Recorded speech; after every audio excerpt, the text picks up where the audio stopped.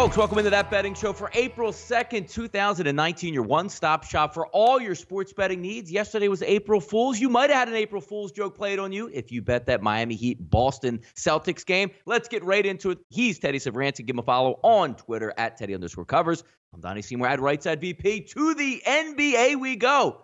Does anybody want to make the playoffs if you're one of the bottom seeds? Teddy, 6, 7, 8, 9, and 10 all lost last night in the NBA. Yeah, I mean, only one of them was favored, so it's not a shocker. You know, the Nets were minus, and honestly, I don't know. I understood why the theory of the Nets being favored in that game, what it was, but Milwaukee's been unbelievable off a loss, and once again last night, they got the money. But we're talking about a bunch of mediocre teams who were dogs last night. You know, the Pistons, they were 5.5-point dogs. They got out to a hot shooting start against Indiana. It didn't last. That lead was all but gone by halftime. Bucks shot lights out last night.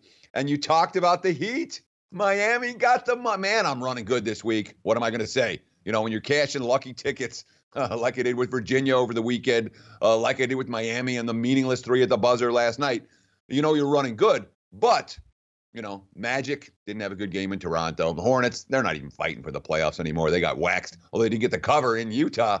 But bottom line, we're talking about a bunch of mediocre teams who are all basically in tough spots against quality foes last night.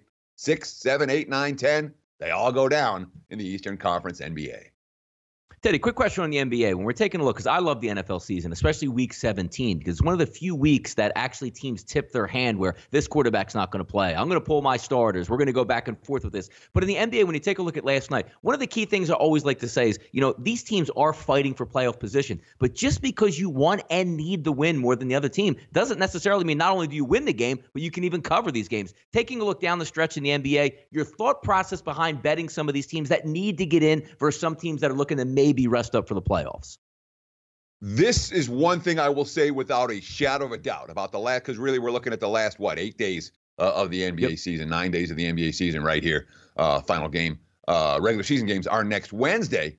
And when you talk about this stretch of the campaign, if there's one thing to bring to the table, it's, by God, remember that just because a team has to win doesn't mean they're going to win. The teams, when you talk about seeding as a motivator, seeding is not a motivator for NBA teams. Home court edge, you think they'd be motivated? I'm telling you, 20 years of experience doing this, you're looking to back teams. Oh, they're going to improve their seeding. Oh, they want to get home. It's not a legitimate motivator. The NBA last week, teams are gassed. You find a team that's on a roll, you ride them through the last week of the season. But for me, it's a lot of pick and pop type of plays. Here's one, you know, not looking to bet the whole board, but you find something good, you bet it right away. These lines can and will jump around a lot over the last 10 days of the season. Yeah, but case in point last night, Teddy, look, the Sixers going down to play the Mavericks using load management last night. They got load managed, a 20-point loss on the road. We'll keep an eye on these last couple games here in the NBA on That Betting Show. But let's flip it over to Major League Baseball because even early season wacky things happen. The weather's not there. The pitchers aren't stretched out. Let's take a look at just a few of these games last night, Teddy. A no-no if you're betting these crazy Baltimore Orioles who all of a sudden are making their backers money. Pull the kid, Hess, in the 7th inning. 6-0. Looks like you're going to cruise into a victory. Nope, 6-5 in that game. How about the Cubs, Teddy? Did the Cubs even go through spring training? 6 errors last night to the Atlanta Braves, and I believe 4 of them were 4 unearned runs in the first inning alone. Some of these teams not waking up with the alarm yet, Teddy. Yeah, I mean, the Cubs played a night game on Sunday night and then had travel, so I guess you can give them an excuse that way. But bottom line, the first team since the 85 Phillies to get shut out while making at least 6 errors in a game. Certainly not a pretty performance for Kyle Hendricks and the Cubs last night. As for Baltimore, this is their first 3-game winning streak on the road since August 2017. Yesterday, Hess became the first Orioles pitcher to take a no-no into the 7th since Freddie Garcia in 2013. That was the longest drought in the majors. Break up the Orioles right now. I don't think it'll last. But as we said prior to the season, the worst teams in baseball still going to win 55, 60 games. The best teams in baseball still going to lose 55 or 60 games. Remember that when you factor in the money lines for those big chalk in MLB on a daily basis. How about Teddy? We were laughing yesterday at how bad the San Francisco Giants looked, and the old man King going to take the hill up in Seattle. Pitches well through 5 1/3, gives up 1 earned run. They take down the victory. The Giants pick up a victory last night. Major League Baseball Week 1 surprises, Teddy. Taking a look at a couple of these teams. The Mariners and the Orioles. How about the Mariners? And yes, that's not a correction. That's not a typo. 6-1 on the season since they opened up earlier than most Major League Baseball clubs, taking down a couple win versus the Oakland Athletics. The Orioles 3-1. Look at that, Teddy. Isn't that beautiful? You win 3 games and lose 1, and you're up 6.1 units on the season to start. The Mariners 6-1 on the season, Teddy, up 7 units and just backing those favorites to start the season. The Dodgers, hey, 3-2, we're making good money. Correction. Some of those losses are some heavy juice losses at negative 0.6 units on the season. Some interesting openers, though, Teddy, so far this year. Yeah, and baseball, when we talk about money lines, they're so different from point spreads. With a point spread, when a team wins and wins and wins, and guess what? The point spread is going to get higher and higher and harder. The market's going to adjust, and eventually they're going to start winning, but not by a big enough margin. No matter how hot they are, no point spread streak will last forever. When it comes to MLB and money lines, the odds makers can't price you out of a win. When the team wins, they win. What they can do is make you pay for it when that team finally loses. So you're laying $3 and $4 and $5, as we get later on in the campaign. Although we've already seen the Yankees lose as $3 favorites, more than $3 favorites. And they may do it again, obviously. So when you have situations like Seattle's winning early and Baltimore's winning early, the Dodgers are winning but not showing profit, the Orioles losing early on, these are the type of streaks that can get maximized when it comes to money line betting in MLB, the way they can't get maximized some other sports with point spreads. That's one of the things I do love about Major League Baseball. The odds can never turn a winner into a loser when it comes to sides. And that's significant.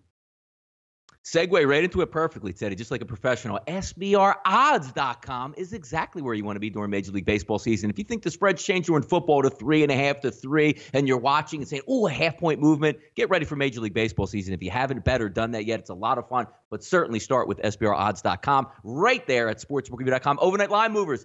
Can't get enough of those Padres, but wait a minute, Teddy. Smacked 10-3 last night, but the support is still strong out there. Greinke looking to bounce back. Lauer was very good on opening night. The Padres as high as minus 121 right now, Teddy, with a total of 7.5. Yeah, I mean, money coming in for San Diego. I think some of it's against Arizona, to be perfectly honest.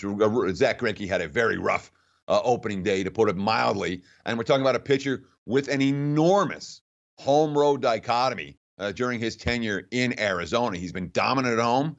Not so much in the highway. The market's certainly reacting to that in early betting action on Tuesday.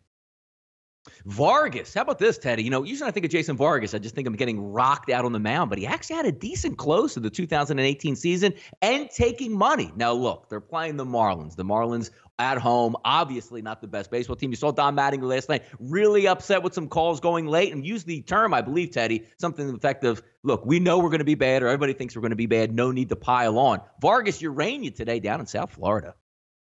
Yeah, and again, seen a little bit of Mets money, and I think there's some fade here of Jose Urena. Remember, he pitched okay on opening day until he got hit on the leg by a line drive in the second inning, and then he gave up 4 runs after that and didn't make it through 5. His quote, "It's pretty good. It feels better.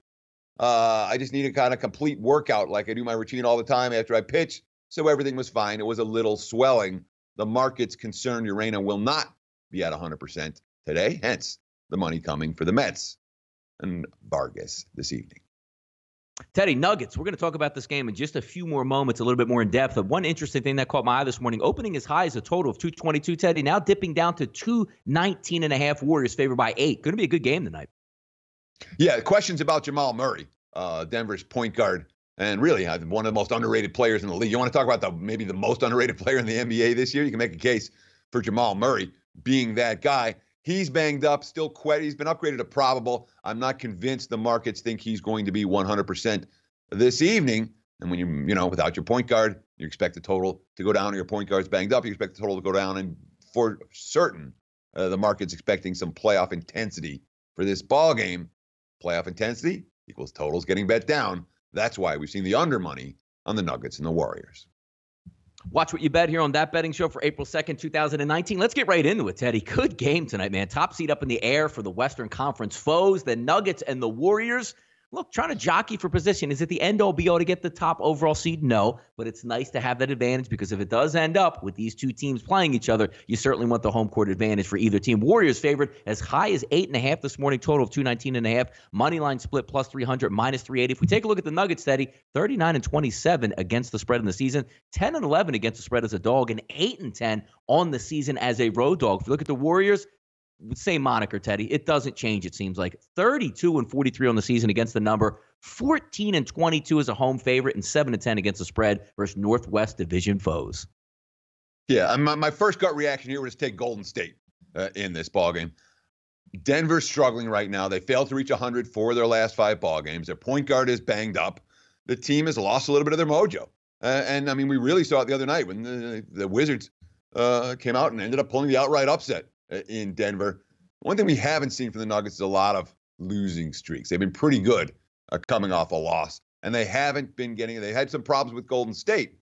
The last 2 meetings, they've had real problems with Golden State, but it's a Nuggets team from a character standpoint. I like this team off a loss in general. Golden State, look, they're the class of the West. They're healthy. They're coming off a monster blowout win. I started looking. When's the last time the Warriors had back-to-back wins and covers at home? Yeah, it was before the All-Star break. We haven't seen that level of consistency. And the media is going to fixate on the playoff picture. They're going to say, look, the Warriors have it easy from here on out. They got home games against Cleveland and the Clippers, road games against, lottery squads, Lakers, Pelicans, and Grizzlies, while the Nuggets, they get a home and home with San Antonio, a home and home with Portland and Utah. Much tougher slate for Denver. So the mainstream media is going to fixate, this game's all about the number 1 seed in the West. Guess what? Denver's not winning the number 1 seed in the West, even if they win tonight's game. And they probably know it. Same story for Golden State. So don't be over-analyzing the seeding picture for this one. Golden State is absolutely, that 137-90 blowout. That's supposed to be a buy sign. But we've seen enough of that from the Warriors that I'm a little bit reluctant to get to the window with Golden State. I think Denver may well be a fade. And we talk about Denver as the number 2 seed in the West. They're not winning. They'll be happy to win one playoff series. I'm not convinced they will. If they play San Antonio in the first round, Nuggets are on upset alert. But bottom line, lean Golden State. I did not pull the trigger at 8.5. Warriors just aren't getting back-to-back covers very often. And Denver, in theory, supposed to try to bring their A game tonight. Whether it's good enough or not, I can't say. So I'm babbling here. Lean Golden State, did not pull the trigger. Teddy, taking a look tonight, NIT Final Four action. Yes, you heard it right. Final Four. You didn't teleport yourself into Saturday and get ready for the NCAA Final Four Division I. You're in the NIT, the Garden. Good matchup tonight. Couldn't leave this one off the ticket, Teddy. Wichita State and Lipscomb. We put the card up there at +1, but now I'm seeing right now some line movements to pick'ems, and even Chris Offshore now reporting a -1 in the favor of Lipscomb now, 7 p.m. tonight in the Garden. That is game 1 tonight. The Shockers, Teddy, 21-14 against the number, 5-1 against the spread on neutral court games. And keep in mind, Teddy, this is the 8th straight game away from home for the Shockers since the season ended. And if we take a look at Lipscomb, very good against the number as well, 18-11 on the season, 8-2 as a spread as a dog this year. But it's going to be interesting to see if they close, Teddy, as a favorite or a dog, but within maybe 1 or 2 points from what we're looking at. But also, how about this one, Teddy? Going through the season, you're playing conference tournaments, but different conference tournaments have different rules. Home teams, away teams. First true neutral court game on the season for him, Teddy. I mean, look, this is definitely a game that's going to be about pace. You have a pace and space offense against a grind it down defense. Lipscomb coach Casey Alexander talked about pace. That's probably going to decide the game. It's very important for us to be able to play the way that we play. We need tempo and aggression. We need to have to play aggressively if we're going to be any good. Ken Palm's numbers show Lipscomb's, the 14th fastest pace in the country, average possession lasting less than 16 seconds. Wichita State knows what's coming. Head coach Greg Marshall. You have to be ready to be in sprint mode, getting back and talking and pointing and trying to level the basketball off. When you do that, you haven't even got half the battle accomplished. Then they start dicing you up with their cuts. They do such a good job moving and screening and back cutting. All that being said, Wichita State, the first team in NIT history to knock off the top 3 seeds in the region to get here. And they just faced a team, I'm not going to say it's exactly the same, but Furman runs a very comparable offense in half court compared to Lipscomb. The good passing center, dangerous shooters on the outside, very comparable to what they saw. Wichita State do a pretty good job against Furman in that ball game. So it's not something they haven't seen before. The quote, Wichita State junior big man, Jamie Inchinique. Our main thing is to try to slow them down because it's a really good team in transition. They have players who can push the ball every play. We need to try to slow them down a little bit and make them play our game. We don't want to play their game at their speed. Side and total, absolutely related in this one. Lipscomb's going to win and cover. They need to score points in bunches. The pace needs to be fast. Wichita going to win and cover. This game needs to be relatively slow, and it's likely to stay under the total. So depending on what you think about the side, you may want to try to maximize your return on investment with a 2-teamer side and total for this one. Side and total are absolutely related in the NIT Final Four. Yeah, 2 teams playing really good basketball. Keep an eye on that one. Old friend, new team, Teddy. Hello. New phone number here. Phillies and Nationals as high as 175 this morning. Total of 7 p.m. tonight. Nationals Park. We take a look at the season. It's hard to get into hardcore statistics after only a couple games, but the Phillies sitting at 3-0 atop of the NL East. The Nationals are 1-2. And don't even get me started on my Philadelphia Phillies, Teddy, who Aaron Nola started opening day, which was last Thursday. Max Scherzer started opening day, Teddy, which was last Thursday. So it's going to be a great ace versus ace tonight. Wait a minute. Max Scherzer's on the mound, but Zach Eflin is on the mound for the Philadelphia Phillies. I don't understand it. I don't get it because my thought process behind it, Teddy, is usually I want to get my best pitcher out there as many times as I can. But maybe analytics say that's not the right point. I know I kid, I joke, but a big game here on deck, Teddy, in Washington, D.C. Yeah, what are you worried about the analytics for? And sometimes I understand a manager's decision. Hey, let's not go ace against ace. You throw your ace one day, we'll throw ours the next, and we'll see how it goes. And it's not like the Nationals are short on alternate aces behind Scherzer. Obviously, Eflin doesn't have a great track record against Washington by any stretch of the imagination. Scherzer, on the other hand, has dominated the Phillies. 9-2 in his career at 17 starts at an ERA of 2.64. Mowed him down repeatedly last year. Certainly looked pretty good on opening day. And, of course, Bryce Harper's returning to D.C. Interesting to see what kind of fan reception he gets. Scherzer, he signed there forever, basically, or at least forever in my career. We're going to be facing each other a lot. This is just the first. Whatever happens on Tuesday, it's going to be over the course of a career facing him. This is just round 1. Should be a lot of fun. And my gut reaction for both of these teams right now is to look at overs. Obviously, the Nats over the total on Sunday. Trey Turner with the game-winning home run in the 9th inning to beat the Mets. Bullpen struggle. Phillies, bullpen has struggled early on. 2 dicey bullpens, 2 potent lineups. For me, that has me looking at the over as the Nats play the Phillies tonight. Should be fun, Ted. We're going to do a little 2-pronged attack here on Off the Mic segment because as we're filming the show, some interesting news has come out, and this topic has shown up on That Betting Show quite a few times here, Teddy. I remember you saying just because you're rich doesn't always mean you're smart. Well, the AAF will suspend all football operations today. New owner Tom Dundon will lose about $70 million of his investment. So, Teddy, let me know on our return on investment. If you put $70 million into something and 7 weeks later it's all gone, that's not really a good look out there, is it? It is if you had a hell of a vacation. But other than that, not so much. Billionaires are just people with money. They're no smarter necessarily than any one of us. And it's sorry to see the AAF go, but it has everything to do, in my mind, with 2 things. 1, TV contracts. You have to be able to go somewhere to watch the games. And when the games are here, and then they're there, then they're there, and then they're there, that doesn't bode well. Get a network, get a TV deal, and get the games on that network every week. Maybe at the same time, like Monday Night Football sort of worked, or Sundays at 1 sort of worked, but the NFL did. And the other issue is set expectations lower. For God's sakes, if the NFL wasn't like this from the get-go, all these leagues, and we've seen, 4 or 5 football leagues start and fail. never lasting more than a year or two, with the exception of the Arena Football League, which, has been hanging on by a thread for decades. If you set expectations lower initially, you have a chance to build some momentum and build a product that people might want to see 3 or 5 or 10 years down the line. Sorry you lost your $70 million, buddy. It was a bad investment to begin with. XFL's on deck for next year. We'll see if they can buck the trend, Teddy, and hang around for more than a year or two. But who has it better than Coach Calipari? Lifetime contract signed by John Calipari after UCLA comes calling. Boy, he's got a great agent out there. UCLA comes calling, 6 years, $48 million. You know what? Let me take this back to Kentucky and see what I can get. Hey, Coach Cal, lifetime. You want to retire? You can still be ambassador. You're going to get paid for the remainder of your life. Is always a nice idea. But more importantly than that, Teddy, how far has UCLA fallen on the pantheon of great coaching jobs now? Yeah, I mean, look, first for Coach Cal, let's give him credit. You built a hell of a program. You've done well with it. In theory, you're following at least some of the rules.